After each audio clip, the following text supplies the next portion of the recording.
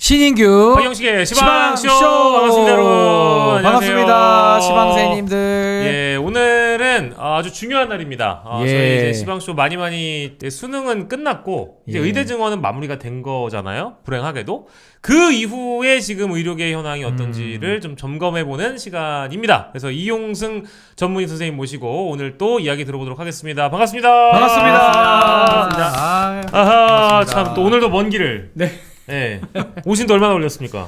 1시간 정도 걸렸어요. 아이고 또 진료 참. 보시고 오후까지 또 바쁘게 달려오신 겁니다 지금. 참 요즘에 개인 어떤 개인 의료 현황, 개인 병원 현황은 좀 어떻습니까? 많이 바빠지셨어요?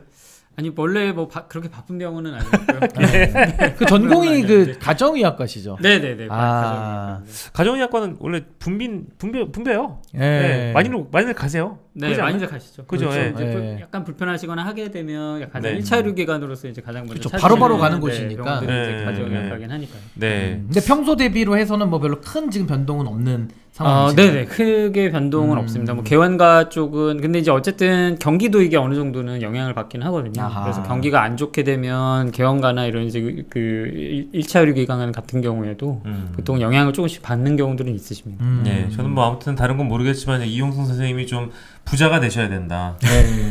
부자가 되었으면 좋겠다. 그래서 나중에 시방쇼 후원도 좀 해주시고 뭐 이제 이런 말씀을 드린 거였는데 굉장히 또 마음 무겁게 두 분 다 굉장히 진지하게 받아주셔서 상황이니까요. 죄송합니다. 근데 사실은 의사 선생님이 환자가 많아져서 부자가 된다라는 게 사실 쏙 더 좋은 얘기는 뭐 한편으로 들으시는 분들 입장에서는 또 안 좋게 들리실 수도 있으니까 변호사랑 비슷한 겁니다. 맞아요. 네, 근데 사실은 저는 이제 개인적으로는 뭐 그 다른 선생님들도 다 마찬가지긴 할 텐데 요즘 같은 시국에는 마음 편하게 진료 보는 게 돈 버는 것보다 더 좀 바라는 바입니다. 마음 편하게 진료를 볼 수 있는 날이 되었으면 좋겠다. 이런 말씀으로 듣고요. 자, 의료계 현안 중에 사실은 최근에 가장 큰 게 저희 지난 시간에 오셔가지고 이 사람 좀 물러나야 된다. 이 사람 좀 무용지물이다. 안하무인이다. 걸림돌이죠. 걸림돌이고 장애물이고 쓸데없다. 이제 이런 말씀 이제 저희가 이제 비유하자면 그런 겁니다. 임현택 전 회장이죠. 이제 전 회장. 의협회장. 요 분이 이제 탄핵이 된 겁니다. 아니 근데 이게 우리가 탄핵 얘기하니까 아니 정치권도 탄핵이고 대통령 탄핵 이런 거는 이제 많이 좀 익숙해졌는데 사람들이 헌법재판소 가야 되는데 아니 대한의협의 회장도 탄핵을 하는구나 이런 얘기를 주변에 많이 하시더라고요. 그래서 뭐 이번에 이제 탄핵되는 그런 이제 그 요건 자체가 보통 이제 저희가 의협 내부에 이제 대의원회라고 또 있는데요. 그 의결 기구 중에 하나인 이제 대의원회에서 이제 정족수가 채워지면서 그 안건이 이제 급하게 좀 처리가 됐었죠. 얼마나 다 마음에 안 들었으면 부글부글 하셨네 진짜. 얼마나 다들 마음에 안 드셨으면 탄핵 성사에 이르게 됐을까? 아니, 의결이 된 거잖아. 탄핵이 아예. 그렇죠.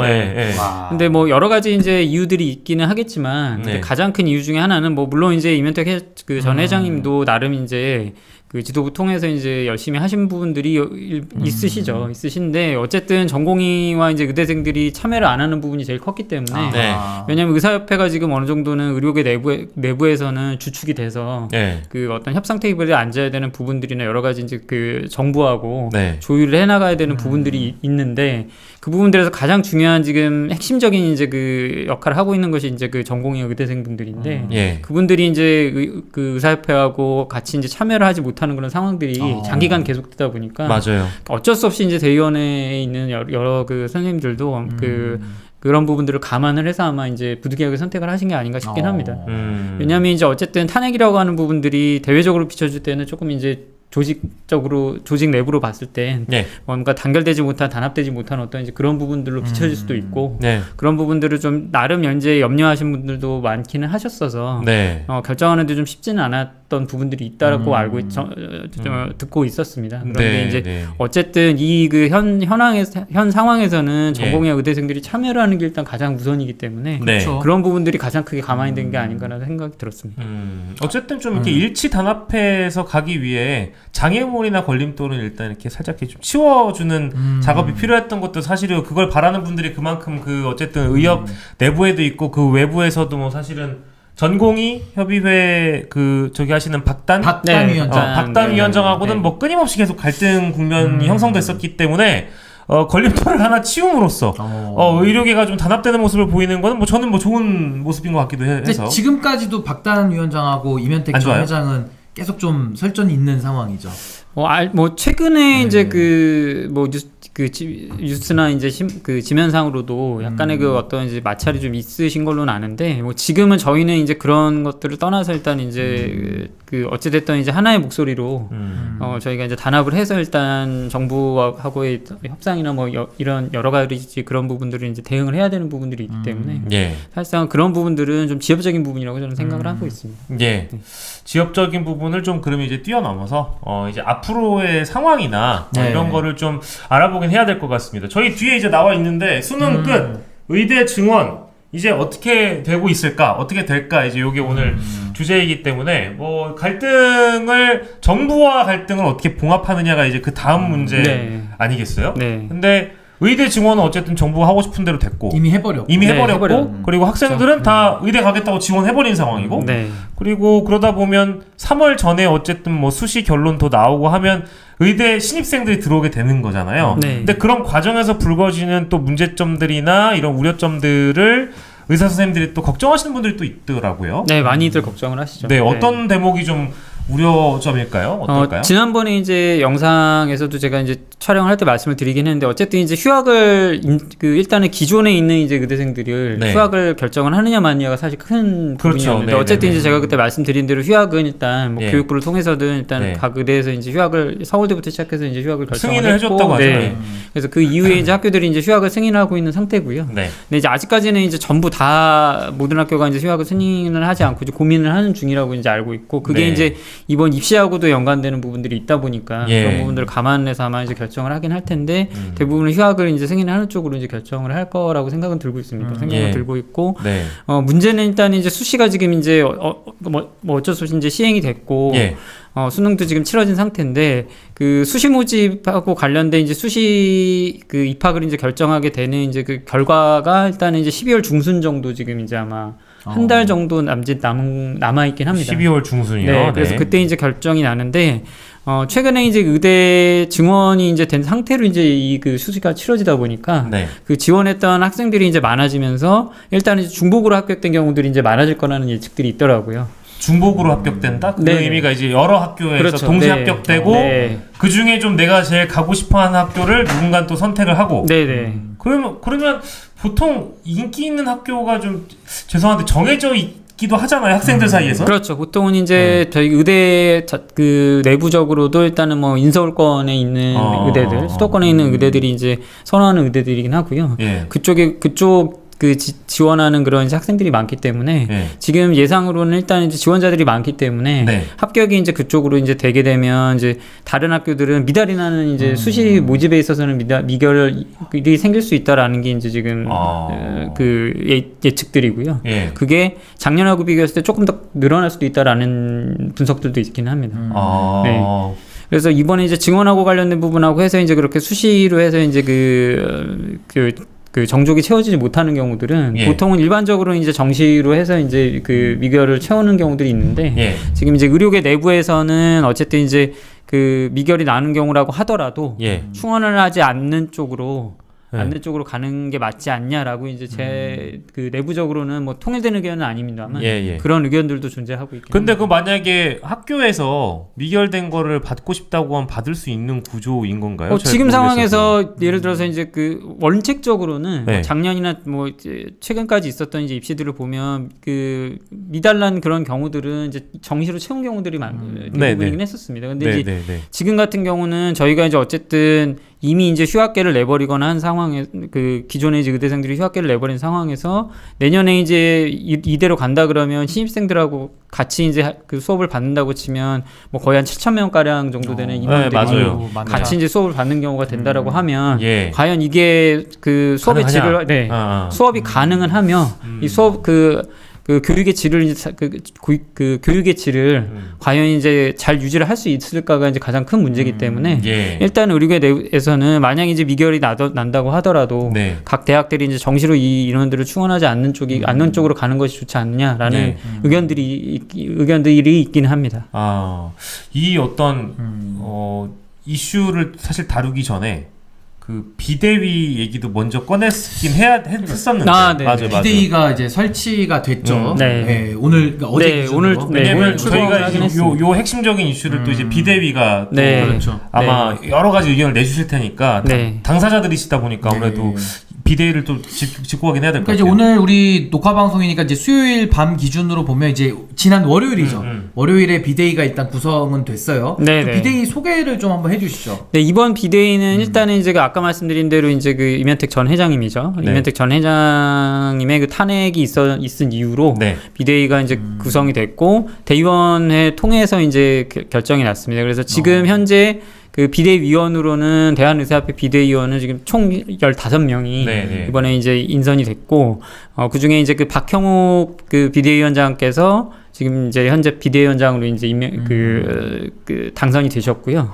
그 아래로 이제 14명의 이제 위원들이 있게 되는데 그 부분은 이제 뭐 전의교협이라고 하는 이제 교수님들 단체 그리고 이제 지역 의사회 단체 그리고 대의원 내부 그리고 이제 전공의와 의대생 포함해서 총 15명으로 구성이 됐고 전공의는 박단 비대위원장 대전협 박단 비대위원장을 포함한 3명이고요. 그리고 의대생 그 연합 그 협회에서도 일단은 3명이 이렇게 이제 구성이 돼서 총 한 40% 정도는 전공의와 의대생이 참여하는 그런 이제 비대위로 구성이 되었습니다. 그 목소리가 좀 다양하게 일단 반영은 되겠네요. 네, 균형 있게 반영이 될 수 있다는 생각은 들었습니다. 근데 그러면 이 비대위 분들이 어떤 생각을 가지고 이제 이 의료 갈등 문제를 정부와 어떻게 또 협상하고 풀어내느냐가 굉장히 중요한 숙제잖아요. 네네. 그러면 일단 비대위가 앞으로 해야 되는 가장 첫 번째 과제가 아까 저희가 일전에 잠깐 얘기 나온 김에 다뤘던 그 입시 문제? 네네. 학교가 이제 예를 들어서 그 지원했던 학생들이 일부 이제 인기 학교에 몰리게 되면 다른 학교에 대한 미결을 어떻게 처리할 것인가에 대한 그것이 제일 우선순위에 있는 건가요? 어떤 건가요? 지금 아무래도 이제 여야 의정 협의체죠. 이제 15일 그때 이제 제가 알기로는 그 15일 날 여야 의정 협의체 그 12일 날로 한동훈 당대표가 국내의힘 한동훈 당대표가 얘기했던 그 여야 의정 협의체 구성이라고 하는 게 일단은 이제 야는 지금 야당은 참여를 하지 않고 있죠. 그리고 저희 의료계 같은 경우에도 대한의학회하고 KAMC라고 해서 이제 그 일부만 참여를 결정한 상태고 그다음에 정부 측으로 해서 여의정이라고 할 수 있겠죠. 그렇게 해서 이제 그 어쨌든 이제 그 출범을 한 상태이긴 한데 저희가 어쨌든 이제 비대위가 구성된 상태에서 이제 그 이미 이제 그 여야 의정 협의체에 참여를 하는 여부를 두고도 초반에 이제 비대위가 구성이 된 당일날에도 뭐 언론 플레이로 해서 이제 뭐 참여한다 만다 뭐 이런 식으로 해서 이제 나온 오보로 나간 뉴스들도 많고요. 그렇게 이제 돼 있는 상황인데 아마 거기에 참여 여부에 대한 결정이 아마 우선적으로 이제 얘기가 나오지 않을까 싶긴 합니다. 그런데 예측으로는 어쨌든 이제 그 어제하고 오늘 이제 그 월요일날 일요일하고 월요일 사이에 나왔던 그런 이제 기사들을 검토를 해보면 지금 참여 자체는 굉장히 부정적으로 보고 있긴 합니다. 현재 비대위 입장도. 왜냐하면 일단은 이제 의정 갈등에서 제일 중요한 게 일단은 이제 그 정부죠. 정부 측의 어떤 이제 변화를 바라는 목소리들이 가장 많은데 의료계 내부에서는 그런 것들이 충분히 반영이 되지는 않는 상황으로 저희는 인식을 하고 있고 그런 상황이라고 하면 여야의정 협의체에 참여하는 것 자체가 시기상조의 가능성, 시기상조다라는 부분이 지금 현재까지의 컨센서스긴 한 거예요. 그러니까 이게 맞는 말일 수도 있는 게 정부 쪽은 지금 하나도 바뀐 게 없잖아요. 전혀 바뀐 게 없죠. 총리 뭐 1도 없죠. 총리, 보건복지부 장관 조규홍, 박민수 제2차관 다 멤버가 그대로인데 이제 의협은 이제 바뀌었단 말이죠. 여기 이제 의협만 바뀌어가지고 과연 될 것인가 상대가 있는데 정부가 전혀 바뀌지가 않아가지고. 이게 뭐 앞으로 잘 될 수 있을지 좀 의문이 먼저 저는 좀 드네요. 저도 지금 이제 그 여기 녹화하면서 하는 길에 이제 제가 기사를 하나 봤는데 지금 12월 초로 제가 지금 듣고 있긴 한데 내각을 일부 이제 인선을 좀 그 변화를 주겠다고 하는 그 기사를 접하긴 했었습니다. 그런데 중요한 건 이제 뭐 보건복지부 장관이나 아니면 교육부 장관이나 저희가 이제 얘기하는 건 오늘 이제 그 박형욱 비대위원장님께서도 어쨌든 이제 그 장관들은 교체를 해야 되는 게 그 정부가 예를 들어서 이제 저희하고 이제 어떤 그 대화나 타협을 그 바란다는 제스처를 취한다고 하면 그 지금 현재 이런 문제를 일으켰던 분들에 대한 책임을 예. 우선 묻는 것이 먼저일 거라는 생각이 들고 그에 따라서는 이제 복지부 장관이나 교육부 장관의 교체나 예. 차관급까지도 교체를 하는 것들이 우선이 돼야 되지 않나라는 얘기들이 나오곤 있습니다. 책임을 근데 묻기 전에 도망가 버리거나 바꿔 버리거나 하면 이제 책임을 물을 수 있는 방법이 없기 때문에 끝까지 물어야겠죠. 사실 네. 뭐랄까 그 요구하는 비대위 쪽에서는 굉장히 머쓱해지는 상황이 올 수도 있을 것 같다라는 직감이 일단 드는 게 일단 첫 번째이고 그리고 사람을 바꿔서 만약에 우리가 어떤 협의체가 가동이 된다라고 쳤을 때 아니 사람만 바뀌었지 메시지는 전혀 바뀐 게 없다. 그러니까 이제 즉 정부 쪽에서 나오는 어떤 이런 의제 자체가 전혀 바뀌는 게 없다. 이래버리면 이게 또 사실 모여가지고 뭐 서로 갈등만 더 오히려 커지는 상황이 될 수도 있겠다. 이제 이런 생각이 조금 드는데. 그리고 윤석열 정부 특징이 이제 바뀌면 인사가 이제 더 심한 분이 오잖아요. 보통은 바뀌면 방통위원장도 이제 갈수록 더 상태가 안 좋아지고 보통 국방부 장관도 네. 붐짜 나가니까 네. 또 저기 네. 그 김영환 이틀 막 장관이 들어오고 나오고. 네. 뭐 다 이런 식이어가지고 네. 이게 인사 쇄신이라는 게 참 기대가 되지 않는다. 그러니까 이게 뭐 돌아가자면 윤석열 대통령의 국정 기조가 바뀌지 않기 때문에 네. 정책적인 것도 변경을 갖고 오지 않는 거잖아요. 변하지 않으려고 하는 거잖아요. 이제 그러다 보니까 이것도 마찬가지인 것 같아요. 결국에는. 그래서 저는 그 대목이 좀 걱정이 됩니다.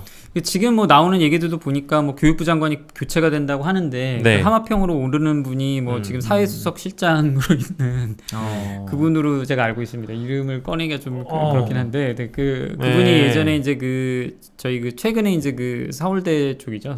서울의대 비대위 쪽하고 이제 얘기를 하셨던 분이긴 했는데 네네. 뭐 그런 분들이 온다라고 하면요, 뭐 일말의 기대도 없긴 합니다. 그러니까 의미가 별로 없지 않을까. 그래서 뭐 제 생각도 지금 뭐 저희 신규 변호사님이나 박영식 에커님 말씀대로 제 개인적인 의견도 사실상은 우선은 이제 만약에 의료계하고 어떤 대화의 물꼬를 틀려고 하는 제스처라는 게 좀 우선적으로 필요하다고 하면 네. 그 책임자들이 우선은 경질이 됐건 아니면 교체가 됐건 여러 가지 이제 그런 액션이 우선일 것 같긴 한데 네. 뭐 바꾼다고 한들 저도 지난번 영상에도 말씀드린 대로 바꾼다고 한들 그 지금 추진하는 정책의 기조 자체가 크게 변화가 있을 거라는 생각은 들지 않습니다. 네. 그런데 어찌됐든 정부 입장에서도 전혀 뭐 어떤 태도 변화가 없이 예를 들어서 그런 여야 의정 협의체를 통해서 뭐 저희한테 그 내부적으로 이제 그런 부분들을 통해서 이제 협의체로 들어와라라고 예. 하시는 거는 예. 그런 건 뭐 저희가 받아줄 수 없는 부분이라고 생각은 들고요.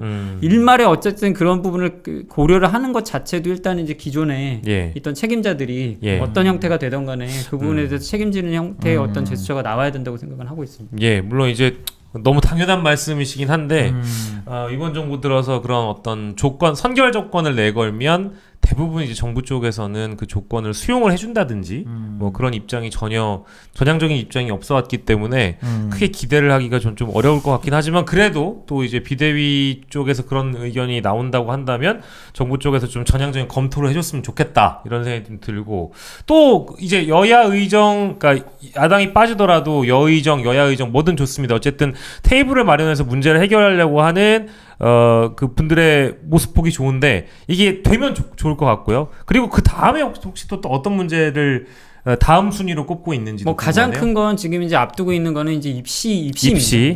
네, 아까 얘기했던 어쨌든 이제 25학년도 그 증원 문제로 인해서 지금까지 이제 계속 이 사태가 장기화가 됐던 부분인데 네. 어쨌든 전공이나 의대생분들은 25학년도 이 증원 자체로도 일단은 이제 물러설 수 없는 부분이긴 하기 때문에 예. 이미 이제 이번 의대 증원하고 관련된 부분에서 이제 의대생분들은 본인들의 그 목소리를 이제 15일날 이분들이 이제 회의를 했었고 예. 그 회의를 통해서는 25학년도 내년이죠. 예. 내년부터는 이제 대정부 투쟁을 하겠다라는 식으로 일단은 얘기를 한 상황입니다. 결정을 한 상황이라. 네. 근데 이제 그렇게 했다는 얘기 자체는 뭐 이미 이제 이런 증원 자체를 정부 입장에서는 돌이킬 생각은 전혀 없다라고 판단을 한다라고 봐야 되는 거죠. 예. 그런 상황에서 이제 이미 의대생부터 일단은 이제 그 대정부 거니까? 투쟁을 이제 그 선언을 한 상황이라 예. 아마 그 특별하게 이제 그 25학년도 증원에 관련해서 일단 변화가 없다라고 없다면? 하면 뭐 어쨌든 저희 입장에서는 뭐 지금까지 기간이라고 하는 게 거의 1년 가까이 지금 이제 뭐 2월부터 시작을 했기 때문에 지금 11월, 12월로 넘어가면 이제 다음 달이 되면 10개월 정도 되는 상황이거든요. 예. 근데 그런 상황에서도 정부가 바뀐 건 전혀 없습니다. 저희가 봤을 때는 단 하나라도 이렇게 정부 측에서 어떤 뭐 저희의 목소리나 아니면 전공이나 의대생분들의 목소리를 귀담아 듣고 있다는 생각을 안 하고 저희 쪽에서는 그렇게 판단을 하진 않기 때문에 뭐 이 사태가 결과적으로는 그 증원이 일단 이런 식으로 결정이 돼서 결국 뭐 이번 입시를 통해서 이제 그 증원된 상태가 이제 결론이 나버린다고 하면 아마 돌이킬 수 없는 상황이 펼쳐지지 않을까. 아니 근데 저는 사실 평행선 달릴 걸로 어차피 예상이 좀 되는 상황에서 현실적으로 이게 진짜 아니 우리 응급실이나 수술실 중환자실이 도대체 언제까지 이 상태로 버틸 수가 있는 겁니까? 그러니까 저게 궁금해요. 그때도 한 3달 전인가요? 이대 목동병원 응급실에 계셨던 그 선생님의 그 절규가 귀에 좀 맴맴 돌거든요. 그렇죠. 지금도 달라진 게 하나도 없을 거 아니에요. 그러니까 언제까지 버틸 수 있습니까? 이번에 이제 박단장도 이제 지난 이제 페이스북 글 중에서 일단은 뭐 도쿄 예전에 이제 1967년도 때 이제 뭐 도쿄 의대 관련해서도 일단 이제 그때도 이제 소요 사태가 있었고 의대생들 관련한 소요 사태가 있었고 그때 이제 처음으로 이제 그 다음에죠. 이 소요 사태가 있은 그 다음에 이제 의대를 뽑질 않았습니다. 그러니까 이제 그 뽑지 않았던 그런 사례들도 있긴 한데 아주 극단적인 사례죠. 그런 사례들은 그런 부분들을 고려해봤을 때 이번 입시하고 관련된 그런 증원하고 관련된 부분을 어떻게 해서든 조정을 해야 된다라고 하는 게 일단은 이제 가장 우선이고요. 그러니까 지금까지 그냥 저희도 이렇게 이제 계속 가고 있는 이유 중에 하나는 아직까지 뭐 어쨌든 정부가 결단을 내린다고 하면 일말의 변화를 줄 수 있는 상황이라고 생각은 드는 거죠. 저나 저를 포함한 이제 저희 의료계에 있는 분들 입장에서는 어찌됐든 정부가 이렇게 이제 결정을 해온 상황들이 정부는 계속 지금 이제 결정됐으니까 어쩔 수 없다라고 하지만 이 이후에 일어날 사태들을 저희는 예측을 해봤을 때 아주 심각하니까 더 심해지면 심해지지 이 상황이 좋아질 상황은 절대로 아니거든요. 그 피해를 국민이 보잖아요. 그렇죠. 피해를. 그리고 지금 상태도 아까 이제 신인규 변호사님 말씀대로 일단은 다들 그냥 어느 정도의 기대라고 하긴 뭐하지만 지금까지 왔더라도 뭔가 닥친 내년 이제 막상 이제 2월이나 3월부터 닥칠 그런 상황은 최대한 어쨌든 막아봐야 되는 게 아니냐라는 걸로 버티고 있다고 보시면 될 것 같아요. 근데 만약 이게 이제 그냥 결정이 된다 치면은 그때부터는 정말 제가 봤을 때는 속된 말로 헬게이트가 열린다고 생각을 하고 있어요. 왜냐하면 그때는 이미 이제 신입생이든 뭐든 이제 결정이 날 거고 지금 교수님들 중에서도 일단은 버텨보자. 일단은 내가 내 자리를 좀 지키면서 버텨보자 했던 분들이 그게 이제 막상 결정이 나서 가시화가 되면 아마 이탈이 더 늘어날 거라고 생각은 듭니다. 그럼 내년 3월달. 빠르면 이제 어차피 3월달까지 기다릴 필요는 없고 제가 봤을 때는 일단은 2월부터라도 수시 합격자가 이제 발표나는 그 시점을 말씀하시는 거죠. 시작해서 이제 그렇게 진행이 될 것 같기는 하고요. 그래서 뭐 각 대학들도 지금 보면은 얘기를 전해 들어보면 뭐 그냥 이제 증원되는 건 형태로 해서 그냥 준비를 하고 있다 뭐 이런 식으로들 얘기를 하고 계시는 것 같은데 전혀 준비를 못 하실 거예요. 왜냐하면 이제 지금 사실 이번에 이제 의대 증원하고 관련돼서 그럼 그 추첨을 가르칠 교원들은 어떻게 할 거냐라고 했을 때 정부는 뭐라고 했냐면 1000명 뽑겠다. 교수를 뽑겠다고 했는데 문제는 뭐냐면 지금 제가 최근에도 방금 오면서도 제가 읽었던 기사들 중에 하나는 그 1000명 교원을 채울 수가 없습니다. 왜냐하면 기초의학부터 시작해서 지금 기초의학이라고 하는 저희가 이제 일부 의대 교육 과목 중에 이제 기초의학 교육 과목이 있는데 그 기초의학에 해당되는 교원들, 교수님들이나 그런 교원들을 확충하는 것도 지금 어렵거든요. 왜냐면 이제 기초의학은 워낙에 이제 저희가 지금 이제 의대 교육하고 관련된 상황에서 기초의학을 지원하는 분들이 거의 없어요. 그래서 그런 분들이 가르치는 분들이 거의 이제 줄어들고 있는 상황이라 도대체 그러면 한 6-7천 명 되는 인원들이 정말로 내년 3월에 이제 그 의대 교육이 시작된다라고 하면 교원 충원 자체도 안 됩니다. 지금 상황에서는. 그러니까 정부가 하고자 하는 그런 이제 말만 이제 내놓는 거죠. 마치 뭔가 다 할 수 있을 것처럼 하는 것들 중에 뭐 지금 제대로 된 건 하나도 없고요. 최근까지도 정부가 지금 쏟아놓은 그 재정이라고 하는 게 거의 1조 원 가까이 되거든요. 근데 1조 원이나 쏟아붓는 상황에서도 사실상은 지금 뭐 저희가 체감할 때 그래서 뭐 환자분들이든 저희 국민 여러분들이든 체감을 하실 때 뭔가 달라지거나 좋아진 게 있는지 한번 보시면 그게 전혀 없다는 거죠. 예. 근데 여기다 대놓고 이제 5년 동안 또 10조를 쏟아붓겠다 이러고 있는데 지금 재정도 허덕이고 있잖아요. 네네. 뭐 이제 얘기 나오는 걸로 보면은 세수도 지금 이제 부족해지는 상황이고 그런 상황에서 임기는 이제 2년 반 남았죠. 윤석열 정부는. 근데 나머지 임기 또 이제 다른 뭐 정권이 교체되던 아니던 간에 일단은 정권이 그 이제 다음 정권에서 이것들을 과연 연속성 있게 추진할 수 있느냐를 놓고 보면 저는 사실상은 가능하다고 생각이 들지가 않습니다. 근데 이게 남의 일이 아닌 게 저도 이제 최근에 저희 친 누나가 머리를 다쳐가지고 뭐 굉장히 좀 심하게 다쳤어요. 진짜요? 그러니까 혈압이 떨어지다 보니까 정신을 좀 잃고 쓰러졌는데 이제 그 다음에 2차 이제 좀 사고가 나가지고 일단 당장 응급실을 가야 되잖아요. 긴급 상황이니까. 근데도 이게 막 지금 갈 수가 없는 이 상황에서 겨우 해서 수습을 했거든요. 아니 이걸 당해보니까 이게 알겠더라고요. 보면. 그렇죠. 그 전에 이게 뉴스로만 보거나 이게 다른 사람들의 케이스로만 봐가지고는 그냥 그런가 보다 하는데 실제 우리 가족 중에 하나가 이렇게 사고가 나서 하면요. 와 이게 정말 체감이 되더라고 이번에 진짜. 그래서 지금 문제는 뭐냐면 이제 그 만여 명의 지금 전공의 선생님들이 지금 이제 그 사직을 한 상태인데 예를 들어서 이제 그 내년이 이제 이런 식으로 이제 진행이 된다 그러면 군의관 입대도 있거든요. 그러니까 군의관 공보위 그런 부분들도 있는데 이분들이 전부 다 입대나 군의관이나 공보위로 해서 이제 들어갈 수도 없을 상황일 수도 있어요. 그런 부분에 대한 문제든 제가 봤을 때는 진짜 너무 대책이 없어도 이렇게까지 없을 수 있나 싶을 정도로 그냥 뭐 어떻게든 되겠지 이런 식으로 생각을 하는 것 같습니다. 근데 일을 왜 벌렸대요? 저도 지금에 와서는 이해가 안 되고 도대체 정부 정책이라고 하는 게 이런 식으로 해도 될 정도인가 싶을 정도로 좀 걱정이 크긴 합니다. 도대체 이걸 어떻게 수습을 할 건지 모르겠습니다. 제가 생각하기에는 여러 카테고리를 접근하는 대통령의 접근법이라는 게 나는 방향만 일단 가리킬 뿐 일은 세부적인 내가 이해가 없어도 내가 이렇게 하고 싶다고 찌르면 그 방향을 따라서 어쨌든 움직여주는 그 실무진들이나 전문가들은 다 알아서 한다고 생각을 하는 것 같아요. 다 된다고 생각하는 본인이 전문 분야에 대한 이해가 없으면서 특히 이 중요한 의료 시스템을 다 벌집으로 만들어놔서 벌집 수시도 쑤셔넣으면서 뭐 일은 아래 것들이 하는 거지 뭐 하면서 말은 계속 개혁 과제를 올해 안에 달성해야 된다. 개혁의 의지에는 뭐 고통이 수반되는 거다. 이제 이런 방향으로 가다 보니까 이게 뭐 지금 전 좀 아쉬운 게 지금 의료 시스템의 상황이라는 게 우리가 추석 연휴 이후에 좀 긴급하게 다뤘던 응급 의료 붕괴라든지 그리고 수술 일정 밀리는 거라든지 그리고 선생님 전문의들 그만두시면서 여러 이제 시스템들의 균열이 생기고 있다라는 거는 이미 다 알고 있는 내용이잖아요.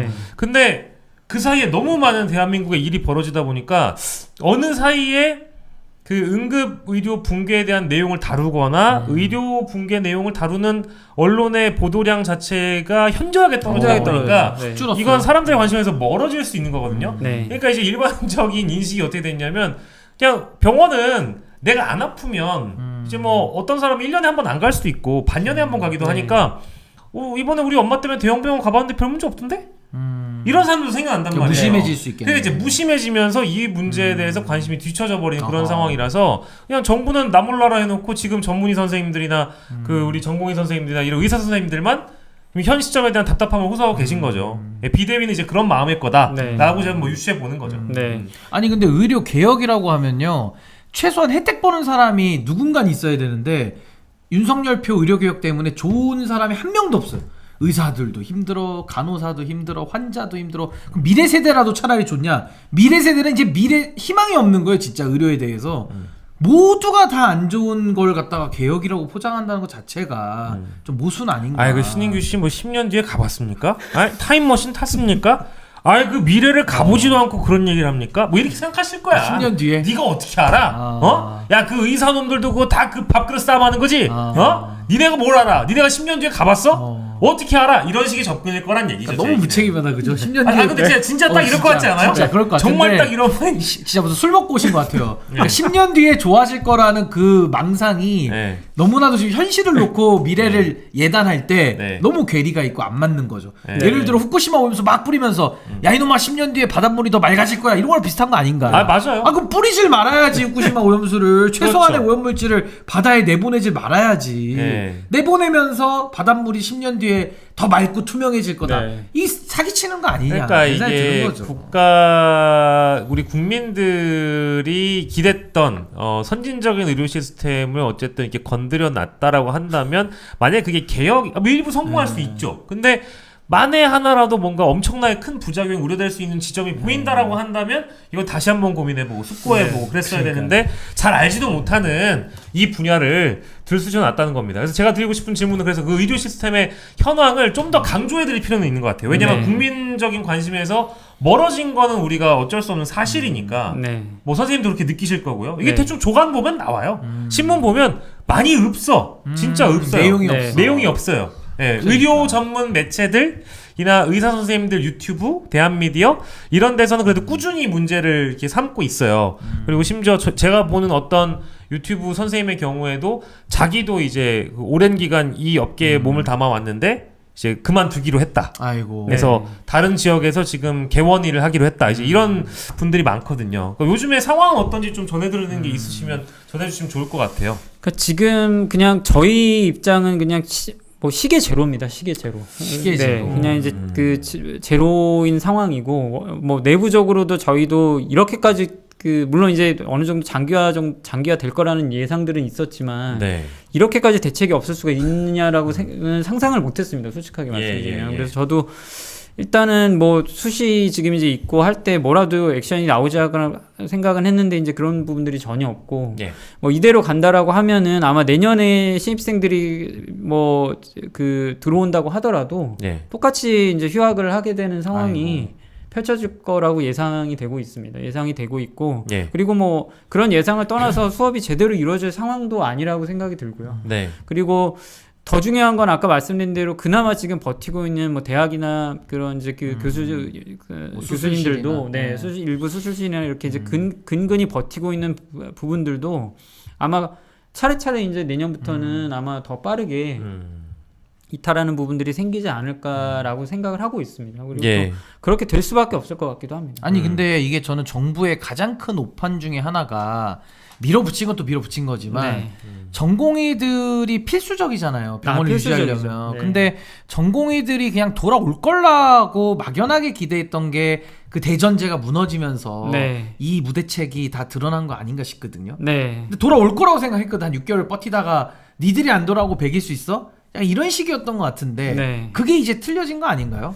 그게 이제 가장 큰 부분, 가장 오류 아닌가요? 정부의 예측 오류. 그런데 지금 제가 봤을 때는 사실 이게 의대생하고 전공이 우리나라가 젊은 세대를 대하는 그 자세 자체에 문제가 있지 않나라는 생각까지 들어요. 전체적인 태도가.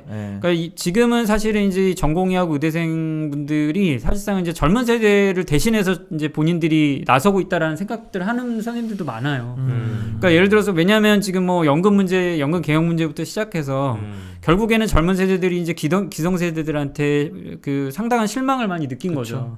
왜냐하면 기성 세대들이 본인들이 그 미래 세대를 위해서 해야 될 일들이 있는데 그런 일들을 다 등한시한 거고 현재 이제 이 의대 증원 문제만 놓고 봤을 때는 의료계의 어떤 미래 세대죠. 이 전공의들이나 의대생들은 의료계의 미래 세대들인데 그 의료계의 미래 세대들을 대하는 이 정부의 자세 자체가 과연 이게 그 기성 세대들이 이 젊은 세대들을 어떤 식으로 생각을 하고 있는지가 극명하게 드러나는 사건이라고 생각을 요 케이스가 사건이라고 생각을 하거든요. 그래서 더더군다나 이분들은 처음에는 예를 들어서 본인들 중에도 들어가고자 하는 분들이 있을 수 있고 지금도 들어가길 원하는 분들이 많겠죠. 자기들의 삶의 터전이었는데요.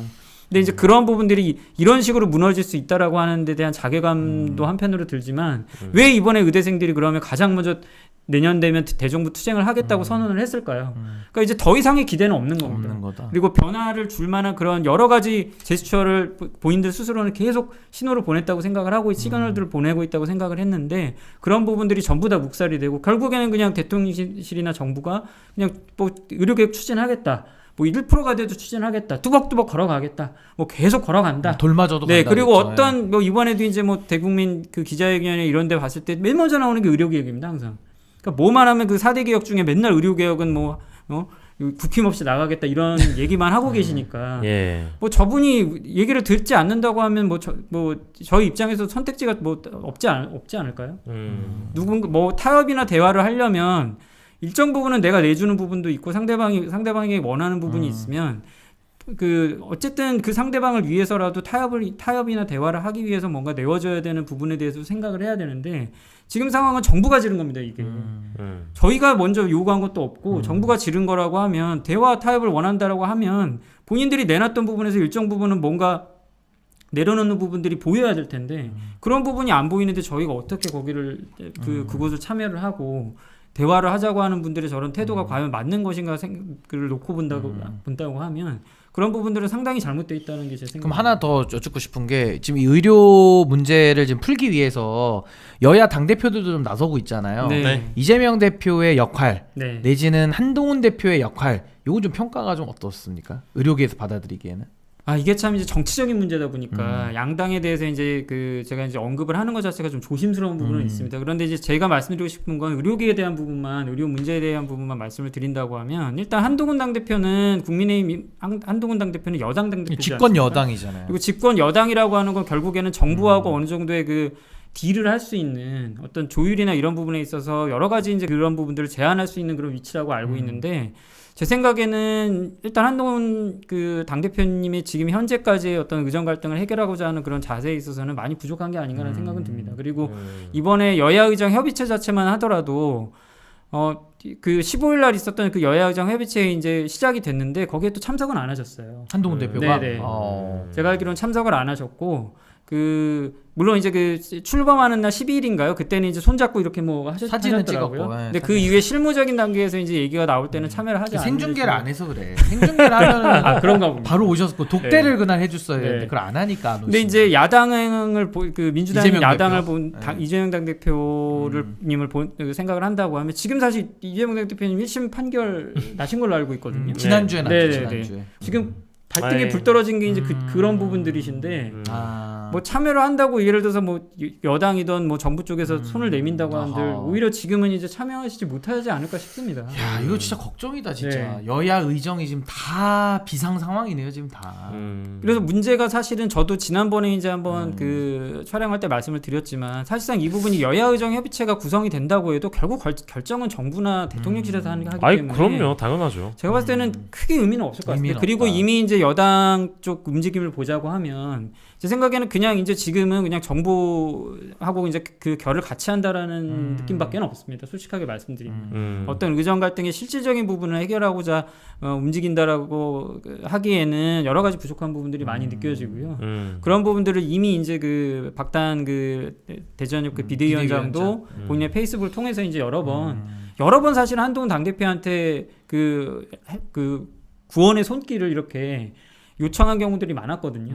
근데 이제 그런 부분들이 굉장히 실망으로만 다가온 상황이다 보니까 아마 더 이상은 이제 여당 당대표에게도 크게 기대가 없다라는 게 지금 현재 상황이라고 생각합니다. 애초에 좋은 취지에서 일단 제안이 된 거고 여야가 중간에 어떤 메신저 역할 이런 거를 해서 혹은 뭔가 의사 쪽과 정부 간의 어떤 갈등을 좁힌 어떤 윤활유의 역할을 하기 위해서 여야 의정 협의체가 저는 탄생을 했다고 보지만 지금 이게 어쨌든 우리 의료 시스템과 관련된 논의를 하는 자리인데 여기에 또 너무나 어떤 정쟁적인 이슈라든지 정치적인 내용이 너무 이제 과하게 또 들어가다 보면 본질이 또 희석돼 버릴 수 있는 거 아니겠어요? 그래서 야당 대표의 현 상황이나 여당 대표의 현 대통령과의 갈등 관계를 뛰어넘은 어떤 여당 대표의 상황이나 이런 걸 다 떠나서 어쨌든 이 여야 의정 협의체는 열려서 소통을 하는 그런 자리가 됐으면 좋겠다고 저 개인적으로 생각하는데 그 소통의 의지의 문제는 또 실제 다른 것 같아요. 막상 또 해보면 아까 우리가 초반에 짚었듯이 정부가 아무것도 바뀌는 게 없는데 만나봐야 뭐하냐. 네. 그러니까 결국 만나서 사진 찍고 끝나고 누군가 나와서 제가 해냈습니다. 제가 여야 의정 협의체를 주도했습니다 하는 인간이 있을 수도 있는 것이고 들러리만 서주게. 그러니까 이제 성과 자체가 없다라면 의사 선생님들 입장에서는 그러니까 비대위 입장에서 힘만 빠지는 일이 될 수도 있는 거겠죠. 그리고 사실 이제 아까 이재명 당대표 얘기도 좀 했었지만 실제로는 이제 민주당 쪽에서는 나름 여러 가지 전공이나 이런 저희 의대생들이 바라는 얘기들을 좀 하기는 했었습니다. 보건복지위원장 박주민 박주민 위원장 열심히는 하시더라고요. 네, 위원장님도 그러시고 당시에 이제 25년도 징용까지도 일단은 이제 그 언급이 돼야 된다라는 부분을 이제 얘기를 해주셨고 최대한 이제 저희 그 의료계 쪽이나 이제 그 전공의 의대생들의 의견을 이제 많이 그 들으시려고 하는 부분이 있다 보니까 만약에 뭐 여야정 협의체 통해서 이제 뭐 저희가 뭐 의료계 쪽이야 사실 여의치 않아서 그 들어가지 못한다 하더라도 저희의 입장을 어느 정도는 야당을 통해서도 일단은 얘기가 들어갈 수 있겠구나라는 부분들도 있기는 있었어요. 근데 그런 부분들도 좀 긍정적인 부분으로 이제 평가를 하는 부분들도 많았고요. 근데 이제 이번에 이제 그 야당 내부에서는 지금 뭐 저도 좀 그 말씀드리기가 좀 그 언급드리기가 좀 불편한 부분도 있습니다만, 뭐 예를 들어서 이제 이번에 그 판결난 부분으로 해서 지금 제가 봤을 때는 뭐 야당 내부적으로 지금 뭐 이제 김건희 그 여사님 관련한 부분으로 해서 뭐 특검이나 이런 부분으로 지금 이제 얘기들을 그 방향성을 잡으신 것 같고 점점 이 그 의정 갈등하고 관련된 부분이 이제 바깥쪽으로 밀려나는 상황이라고 보는데. 근데 이제 더 문제는 뭐냐면 이제 겨울이 사실은 문제입니다. 저희가 의료계 내부에서도 항상 이제 얘기가 나왔던 건데 뭐 대부분의 이제 그 심혈관계 질환들이나 여러 가지 질환들의 사망률이 또 그 사망자가 높아지는 부분 계절이 보통 이제 겨울철이거든요. 그런 부분들도 있고 한데 작년 이제 여름철 이제 8월 달까지의 통계만 보더라도 일단은 이제 사망자 수가 이제 그 작년하고 대비했을 때도 많이 늘었다고 지금 이제 알려져 있습니다. 데이터 상으로는. 근데 이제 그게 연간으로 해서 이제 연간 사망률이 이런 통계들이 나올 거라고 생각은 드는데 아마 뭐 이건 제 개인적인 사견입니다만 아마도 작년하고 비교해 봤을 때는 유의미하게 사망자 수나 여러 가지 그 치료 가능 사망률이라고 하는 이제 여러 가지 지표들이 이런 것들이 좋은 결과치는 나오지 않을 거라 생각은 들고 있습니다. 그래서 그런 객관적인 데이터들을 일단은 이제 저희가 확인해 보는 건 필요한데, 뭐 지금 상황만 놓고 봤을 때는 그런 여러 가지 이제 의료계 시스템하고 관련된 그런 객관적인 지표들 자체도 이제 많이 안 좋아지지 않았나라 생각을 해봅니다. 그러니까 우리 그 추석 연휴 즈음에 그거 있었잖아요. 그 의료계에서 주장하는 또 정쟁하는 인간들, 즉 야당에서 주장하는 응급실 사고는 없다라고 얘기를 하면서 혹은 뭐 사망률이 오히려 더 떨어졌다 막 이런 발표를 하기 위해서 그때 응급실의 사망자 현황이나 이런 것들을 보건복지부에서 브리핑을 매일 해줬던 걸로 기억이 나요. 네네, 그때는 그랬었죠. 근데 지금은 하는지 일단 궁금하고 그거 모르겠어요. 집계를 하고 있는지. 어쨌든 데이터를 보건복지부가 의료 어쨌든 최종 컨트롤 타워라고 본다면 보건복지부 차원에서 그 각 그 병원이나 이런데 그 어떤 데이터를 좀 분석을 하고 있는지 이거 일단 궁금하고 그걸 알아야 실제 응급실 사고나 이런 응급의료 붕괴가 돼서 뺑뺑이 사고가 여전히 얼마나 빈도가 높게 발생하고 있는지도 우리가 알 수 있잖아요. 근데 추석 연휴 딱 끝나고 나서 이제 정치 이슈에 다 함몰이 되면서 잊어버린 것 같단 말이죠. 지금도 그 문제가 발생하고 있을 거라고 생각이 들고 선생님 말씀은 이제 어느 순간 되면 겨울 지나서 아마 내년쯤 되고 내년 뭐 또 1, 2월쯤 되면은 어느 순간 우리가 생각할지 모르게 이미 사망률도 높아져 있고 응급실 사고도 더 많아져 있을 수도 있다. 이런 이제 우려이시잖아요. 그러니까 저는 윤석열 대통령이 정말 전 정신 차려야 된다고 보는 게 이 사태가 너무 장기화되잖아요. 근데 이 장기화된 원인이 뭐냐? 윤석열 대통령이 잘 돌아가던 의료시장을 갑자기 멈춰 세우면서 다 뽀개버리고 지금까지도 고집을 유지하고 있으니까 해결이 하나도 안 되는 거예요.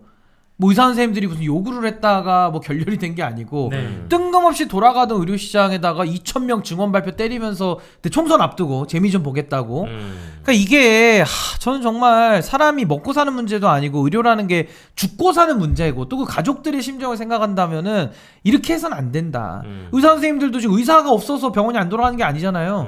의사 선생님들 다 들어오고 싶어도 올 수가 없게 지금 정부가 막아놓고 있으니 이걸 좀 어떻게 해결을 좀 해야 된다. 저는 그 부분은 좀 확실하게 좀 책임 소재는 가려야 되지 않을까. 좀 그런 생각이 좀 듭니다. 장기화 되니까. 장기화. 답답한데 그러면 이제 결론적으로는 우리가 이제 여야 의정 협의체의 어떤 뭐랄까 참여에 대한 문제 이제 그 대목이 비대위에서 우선적으로 지고 있는 과제이고 두 번째로는 이제 곧 있을 수시 합격자 발표나 네. 그 각 대학교 그 의대의 상황들 이게 또 하나의 논점이 될 수 있겠고 쟁점이 될 수 있겠고 마지막으로는 뭐 이제 저희가 방금 언급했던 의료계 전반적인 원래 우리가 우려했던 의료계 시스템 붕괴 상황이 어디까지 좀 뭐 악화가 될 우려 이런 것들도 좀 따져봐야 된다는 말씀이신데 근데 결론적으로 다 안 된다. 다 이제 우리가 너무 좀 최악의 상황이지만 지금도 이미 최악인데 일정 부분 시간이 지나서 비대위가 바라보기에 이건 너무 이건 우리가 그러니까 레드라인을 이미 넘었다. 지금도 우리가 보기에는 이미 옐로우를 넘은 수준인데 그렇죠. 뭐 내년 1, 2월쯤 돼서 이미 레드라인이다. 그리고 대충 한 지금부터 한 넉 달 뒤의 상황을 우리가 가정을 해보는 건데 정부는 아무리 우리 씨알도 안 먹히게 생겼다. 그러면 이제 대정부 투쟁 어떻게 해야 됩니까? 대정부 진짜? 투쟁이 아까 잠깐 언급하셨길래 결국에는 또 그 의사 선생님들도 투쟁을 하게 대열에 이제 되는 거고 거고 또 이제 그때 우리가 익숙한 장면이겠지만 또 국민들의 목숨을 가지고 볼모로 투쟁하는 의사 나부랭이들 뭐 이런 식으로 또 보도하지 않겠는가 결과적으로 악순환이 될 것 같아서요. 근데 뭐 그 지난 2월 이번 2월 사태 초반하고는 조금은 저는 이제 달리 그렇습니까? 네, 달리 보는 부분은 그때는 사실은 이제 많은 국민들께서 이제 뭐 밥그릇 싸움으로 보시는 부분도 있고 초반엔 좀 그랬어요. 네네 왜냐면 그리고 이제 뭐 진짜 안 들어갈 건 아니잖아 뭐 이런 식으로 생각을 하시는 경우들이 그러니까 약간 좀 블러핑 친다 그랬지. 벼랑 끝 전술 쓰는 줄 저렇게 알았지. 또 정부 압박을 시켜가지고 그렇지. 또 자기들 그렇게 해서 이제 원하는 거 얻으면 어차피 들어갈 거 그냥 그렇게 하는 거 아니냐라는 이런 얘기를 한번 들어보시긴 하셨나? 많이 들었죠. 저희는 엄청 들었죠. 네네네. 그런 거 아니냐라고 하지만 이제는 이제 그렇게 생각하시는 분들은 거의 없죠. 왜냐면 그리고 우리 용 용 선생님은 초반부터 그렇게 얘기를 하셨어요. 저는 처음부터 얘기를 안 돌아온다고 얘기를 하셨어요. 처음부터 말씀을 드렸고 사실 그때도 말씀드렸지만 제가 말한 걸로 안 된 건 없지 않습니까? 다 됐죠. 그리고 지금 휴학도 지금 이제 그렇게 고민들 하고 있는 부분도 결국에는 제가 봤을 때는 제일 큰 문제는 이제 저희가 환자를 다룰 때 그 병식이라고 하는 게 있거든요. 인사이트라고 하는 건데 그 아픈 분들이 자기의 병식이라는 걸 느끼면 치료 그때부터 이제 치료가 시작이 되거든요. 근데 제가 봤을 때는 현 정부나 대통령실의 문제점은 뭐 환자라는 얘기를 말씀을 드리려는 게 아니라 현실 인식이 많이 떨어지신다는 생각이에요. 그러니까 뭐 제대로 된 처방이 나올 수도 없고 결국에는 교육부도 그때 와서 한다는 얘기가 뭐 결국에는 휴학을 등 떠밀려서 승인하는 식으로 나왔지만 사실 그건 아니거든요. 본인들도 이게 이제 감당이 안 될 수준이라는 거 생각을 하고 있는 겁니다. 그러니까 이제 그 휴학 뭐 예를 들어서 동맹유학은 승인할 수 없다는 식으로 나오다가 일단 이제 한수 접었죠. 그 의학 이제 대한의학회나 KMC 들어가면서 이제 휴학을 승인해 달라는 식으로 나오니까 마지못해 마치 승인을 하는 것처럼 그렇게 하지만 실질적으로는 이미 승인할 수밖에 없는 상황이었습니다. 그 상황. 그 상황에서 그냥 한 것뿐이고. 그러니까 저는 그 지금 이 상황은 이제 내년이 넘어가 버리면 일단은 지금 참아왔던 부분들이 이제 보통 이제 그 주식이 막 이렇게 이제 오락내락 하다가 한가를 맞을 때는 전조 증상이 보통 있기도 합니다. 그러니까 이제 이게 실질적으로는 뭔가 한가를 치는 경우는 갑자기 나타나는 거지. 날벼락 맞듯이 갑자기 맞는 거기 때문에 제가 봤을 때 내년 이제 2월부터 해서 이제 3월은 날벼락 맞을 상황이에요. 벼락이 언제 치느냐만 남는 거구나. 그리고 뭐 초반에도 제가 말씀을 드렸긴 했지만 이 만약에 정권의 타격이 지금도 뭐 20% 왔다 갔다 하다가 지금 이제 잠깐 반등을 한 거죠. 뭐 17%까지 떨어졌다가 이미 이제 또 20%로 살짝 반등을 한 상황이고 의대 증원 문제나 의정 갈등 문제는 사실상 상당히 뒤로 밀려 있는 상황이죠. 부정평가 중에서도. 근데 제가 봤을 때 이게 언젠가는 다시 또 올라갈 상황이 될 겁니다. 그리고 지금은 여러 가지 이슈들 때문에 이제 뭐 여던 야던 그 각 정당들의 이제 여러 가지 사정들 때문에 지금 이제 이렇게 됐지만 결국에는 제가 봤을 때 가장 큰 문제는 이 의정 갈등이 이제 가시화되는 상황들이 나타날 거라고 생각이 들고요. 그게 이제 내년에 정말로 이런 식으로 가서 정말 내년에 이제 그 신입생들이 결정이 돼버리고 난 상황이면은 그 신입생들마저 또 휴학을 하는 상황이 생기게 되고 뭐 그때는 이제 뭐 혼란 정도로 표현할 수 없는 상황들이 펼쳐지지 않을까라는 생각도 들긴 합니다. 뭐 저도 사실은 지금에 와서는 이게 내년 2월이나 3월이 됐을 때 또 어떤 식으로 될지는 사실상은 잘 모르겠습니다. 그래서 일단은 당장 놓인 것만 본다고 하면 아까 이제 잠깐 언급드린 대로 12월 초에 이제 뭐 내각 관련해서 이제 얘기들이 나온다고 하니까 과연 이제 만약 복지부나 교육부 장관 뭐 교체하는 게 큰 의미는 없겠습니다만 만약에라도 그런 식의 제스처가 나온다라고 하면 일말에 어느 정도는 이제 의료계를 압박하는 카드로는 쓸 수 있겠죠.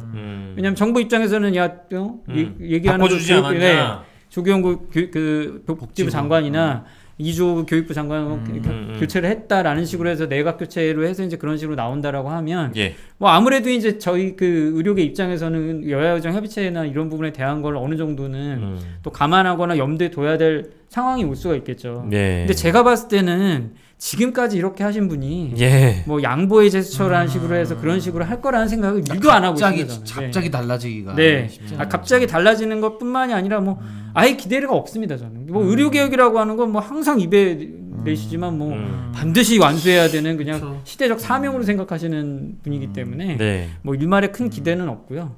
그리고 이제 그런 상황이 만약 닥치게 되면 이걸 과연 이제 이 정부가 어떤 식으로 해결할지는 제가 봤을 때는 뭐 크게 답을 가지고 있다라고 생각은 들지 않습니다. 그리고 이제 지금까지도 설마 그렇게 되겠어라는 생각을 대부분이 하시는 걸로 봐요. 것 같아요. 설마 그렇게까지 되겠어? 뭐 이런 식의 그게 아니고서는 이렇게 어떻게 보면은 이렇게 대책이 없게 나오시는 게 저는 좀 이해가 안 되네요. 저는 결론적으로 보면 지금 뭐 이게 누가 이기고 지고의 싸움은 아닌데 절대 그런 상황은 아닌데. 의사 선생님들의 이 전문성이나 전문 분야에 대한 이해 없이 정부가 이제 들쑤셔 놓은 이 상황에 대해서 정부는 과연 그러면 의료 개혁이라는 방향을 이끌어가면서 뭔가 승리했다는 그런 도취감에 빠져 있을까? 그러니까 이긴 걸까? 그것도 아니잖아요. 그리고 뭐 설령 의료 개혁을 동의하는 국민이 있다고 하더라도 지금 뭐가 개혁됐지? 어떤 게 더 나아졌지? 이렇게 생각해보면 국민 입장에서도 뭐 좋을 게 없어요. 뭐 이겨본 적이 없는 싸움이죠. 그리고 의사 선생님들도 진짜 정말 1년 내내 얘기를 하고 막 정든 직장도 떠나고 심지어 자기 평생 바쳤던 몸담은 곳을 떠나는 선생님들도 계시고 이민 가시는 분들도 심지어 계시는 상황인데 이게 어느 누구 하나 이득 본 싸움이 아닌 게 돼버린 그러니까 모두가 거예요. 패자인 거죠. 이게 뭐냐. 근데 이미 이게 이제 그러니까 노란불이 들어온 이후의 상황인데 빨간 선을 넘어가기 직전의 상황인 거를 우리는 언제쯤 알게 될 것이냐? 한참 우리가 명태균 게이트 가지고 시끄러웠던 지점을 넘어서 내년 한 2월 3월쯤 그때쯤 되면 맞다 의정 갈등이 있었지 그때 뭐가 매듭짓지 못했던 게 있었지 그랬구나라는 걸 다시 이제 국민분들이 아마 깨닫게 되실 수도 있다라는 말씀처럼 들려서 조금 섬뜩하긴 하네요. 그래서 저희 시방쇼가 일단은 좀 더 놓치지 않고 이런 이슈들도 더 챙겨보도록 하고 또 어쨌든 우리 이용승 전무님께서 계속 지금까지 그래도 때때마다 나오셔서 이 상황들을 좀 알려주셔서 너무 감사드리고요.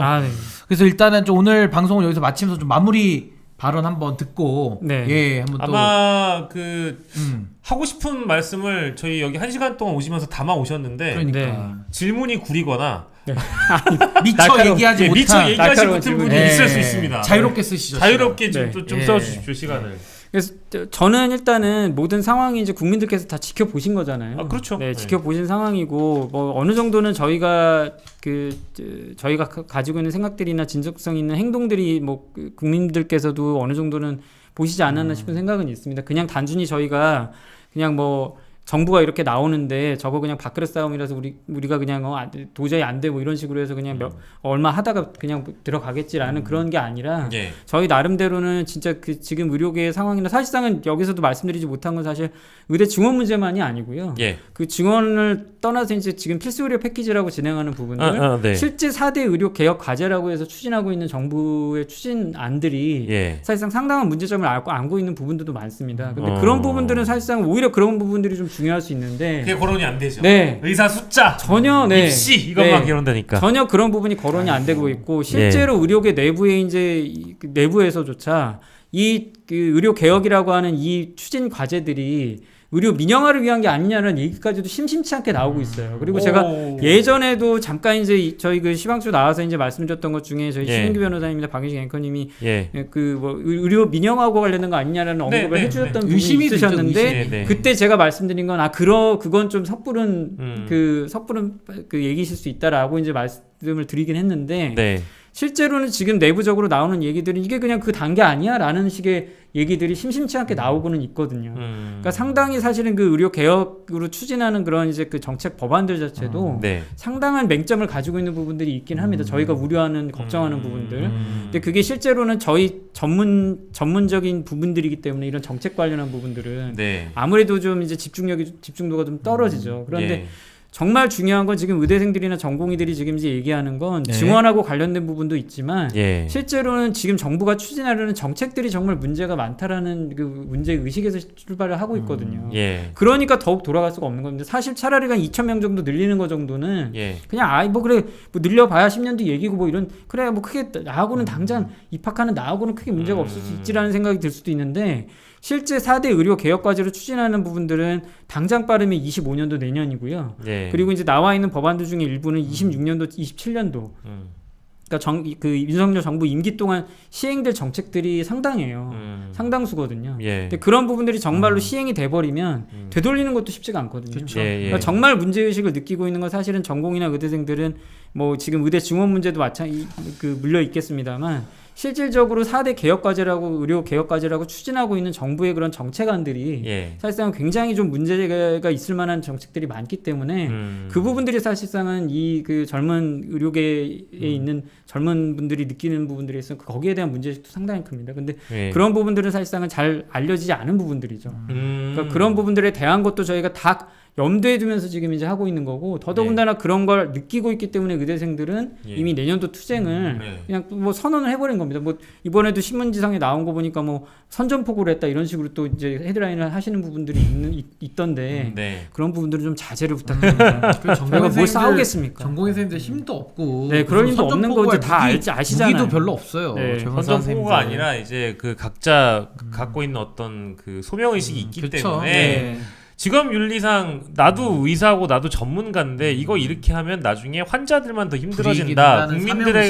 국민들에게 더 불편을 드리는 거다라고 주장할 수 있죠. 당연히 그래야만 하는 거고요. 그게 전체 의료를 위한 거예요. 의료 시스템을 위한 거니까. 그리고 절차상의 문제를 저희가 지적을 하는 거고 그냥 무작정 그냥 저희가 그냥 뭐 그 길바닥에 그냥 대자로 뻗어서 그냥 안 한다 이런 식이 아니라 절차상의 그 하자가 있기 때문입니다. 예를 들어서 증언하려고 하면 뭐 그 의료계에서 같이 논의를 해서 뚜렷한 절차를 통해서 정당하게 결정이 된 부분이면 저희가 어떻게 이걸 막겠습니까? 그렇죠. 근데 그런 절차를 다 무시하고 예를 들어서 증원부터 그냥 덜커덕 2,000명 해놓고 또 내년에 뭐 그 의료 추계 인원 뭐 그런 걸 통해 가지고 이제 그 시스템을 만들어서 이제 또 한다 이게 앞뒤가 안 맞지 않습니까?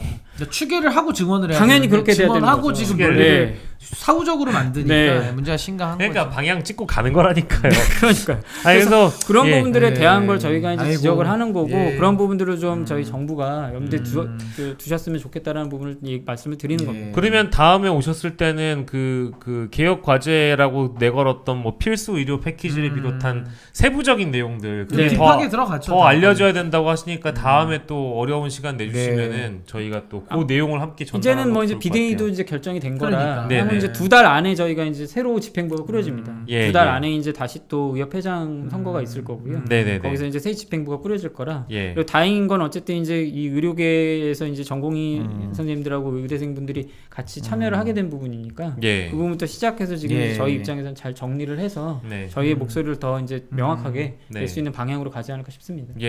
대한민국에 있는 여러 그 방송 채널들 중에 아마 이 시점에 의료 시스템 현황을 지금 좀 점검하는 방송은 저희밖에 없을 겁니다. 그리고 사실은 또 이용승 선생님밖에 아니 정말 진정성이 있으세요. 이용승 선생님이 그만큼 이 나라 의료를 걱정하시기 때문에 지금 이렇게 정기적으로 또 시방쇼를 찾아주고 계십니다. 근데 이런 분이 계셔야 우리 의료 정책도 더 올바르게 나아가지. 다 그냥 나 몰라라 하고 그냥 될 대로 되라 하면요 다 국민들이 피해 봅니다. 그래서 저는 너무 참 감사하고 다음번에도 또 한 번 우리 이용승 선생님 모셔서 귀한 말씀 듣도록 하겠습니다. 우리 이용승 전문의 선생님과 함께 현재까지 진행되어 왔던 의정 갈등에 대한 상황을 좀 짚어봤습니다. 저희는 그러니까 내일이죠. 내일 목요일 10시 방송에 다시 돌아오도록 하겠습니다. 여러분 고맙습니다. 감사합니다. 시바.